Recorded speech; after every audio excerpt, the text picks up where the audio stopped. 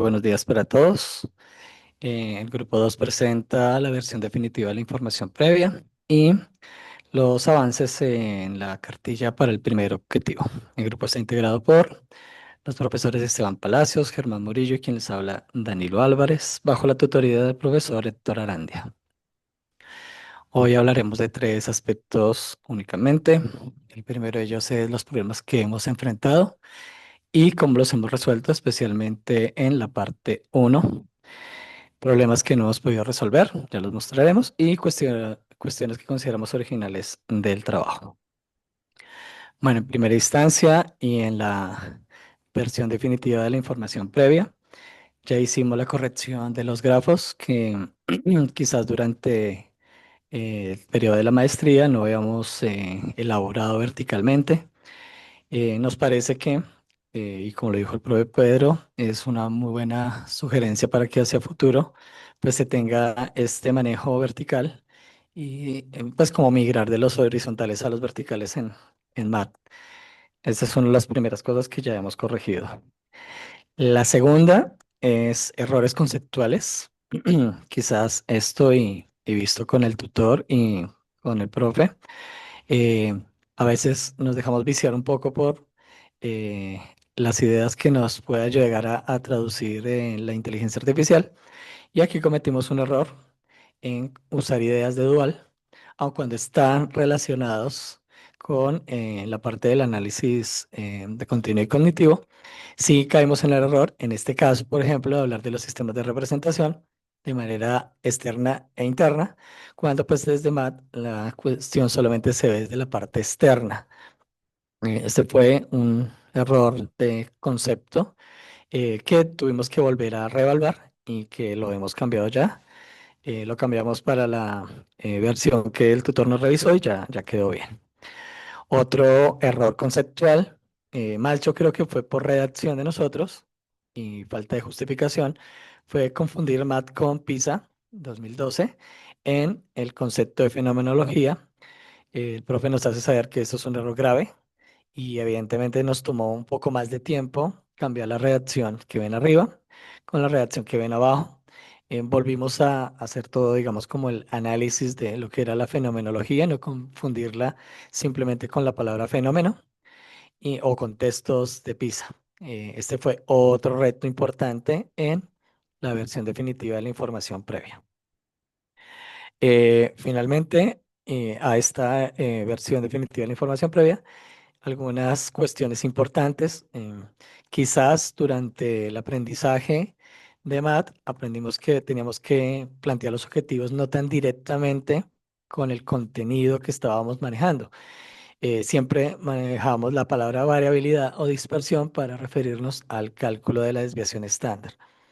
El profe y el tutor nos hacen ver que es necesario para un profesor externo que se le hable directamente lo que el estudiante va a calcular. Entonces aquí se cambia solamente la primera parte del objetivo uno, que era determinar la variabilidad o dispersión, y se va directamente a lo que realmente pues estamos haciendo, que es calcular la desviación estándar. Esto no cambia las tareas, no cambia el propósito, cambia como la intención directa y no por los laditos. En cuanto a la segunda parte de nuestro escrito y la primera versión de la cartilla para el primer objetivo, pues empezamos a tener algunos problemas de redacción. El tutor muy amablemente nos sugiere hacer algunos cambios.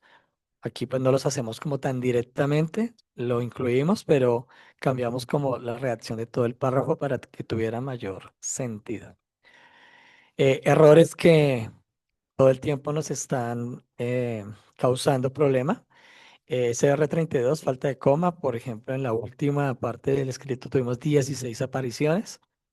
Esto es algo que, digamos, nos cuesta de pronto estar revisando, pero que pues estamos tratando de hacerlo día a día más. CR6, frase demasiado larga con varios enunciados que debería partirse en varias frases. Bueno, en esto es algo que la inteligencia artificial nos está ayudando un poco. Cada vez que tenemos un párrafo muy largo donde no hemos usado o puntos o algunas comas, se pierde la idea y se va a muchas pegadas. Entonces, algo que estamos trabajando aún. CR17, usar la voz activa en todo el documento. Eso es algo que ya habíamos mencionado. Seguimos cometiendo esto. En algunos momentos hablamos de la unidad didáctica y no de nuestra unidad didáctica. Y es algo que pues ha disminuido, pero seguimos cometiendo. Y a profundidad, un error que, bueno, no es un error, es algo que vamos a discutir, no lo cambiamos. El profesor Javier Arandia nos hizo esta observación y es como nuestras tareas mencionan el uso de la hoja de cálculo Excel. Entonces, él nos hace aquí algunos cuestionamientos. Voy a leer solamente la parte final. Dice, una pregunta para reflexionar. Si un docente está interesado en el tema de desviación estándar, pero no en el uso de la hoja de cálculo, ¿en qué puede ayudarle a consultar esta unidad didáctica?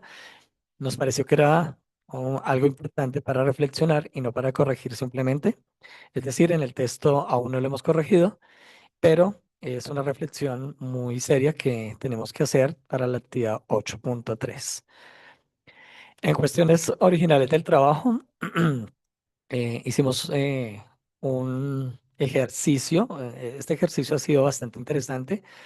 Usamos ChatGPT para crear unos prompts necesarios para pues, crear tareas adicionales. Le preguntamos a ChatGPT, principalmente queremos crear prompts necesarios para que un profesor de matemáticas interesados en la unidad didáctica de la desviación estándar muestral pueda generar nuevas tareas de aprendizaje que cumplan los dos objetivos propuestos. Aquí, pues, ChatGPT nos pregunta que claro, bueno, nos dice que claro que sí, que le demos los dos objetivos y aparte nos da, bueno, esto no lo puse aquí, está en el trabajo, nos da una serie de ideas para poderlos crear. Una vez subimos los objetivos, ChatGPT nos pide más información y empezamos a dar información como grado, temática, aun cuando pues él ya conoce parte de nuestro trabajo, porque ha sido entrenado, pues pide información adicional. De unas categorías, nosotros fuimos solamente por una, por ejemplo, abandonamos una que era pedagógica y nos fuimos más por líneas cognitivas. En este caso, para el objetivo uno, como observamos en pantalla, hemos desarrollado 5 prompts. El primero, por ejemplo, es qué hacer tareas sin uso de hoja de cálculo Excel y el segundo con hoja de cálculo Excel. Esto de pronto puede ayudarnos a responder el cuestionamiento que tenemos de la importancia de la hoja de cálculo. Tareas que impliquen visualización simbólica y gráfica, es decir, que los estudiantes puedan hacer eso al responder la tarea y contextualización de fenómenos según el marco PISA para que pues digamos que ChatGPT le ayude al profesor externo a crear tareas nuevas teniendo en cuenta el marco PISA 2012. Para el objetivo número 2, creamos 3 prompts.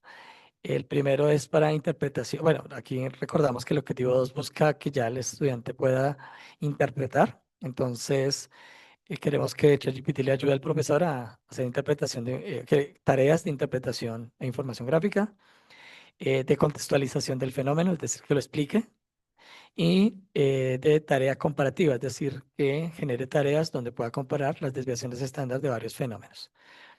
Esto nos da un total de 7 prompts que pueden ser combinados a gusto del profesor. Según la teoría de la IA, pues para textos se deben utilizar más o menos entre 5 y 7 prompts. Esto como pues a sugeridas del curso anexo que tenemos.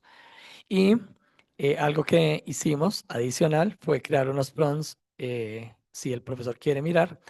El primero es para tareas de argumentación verbal, es decir, por si queremos que el estudiante pueda expresar parte de nuestras subestructuras que pues, se han explicado, y es en cuanto a el tipo de tamaño de esas desviaciones estándar que hemos llamado nula, baja o alta.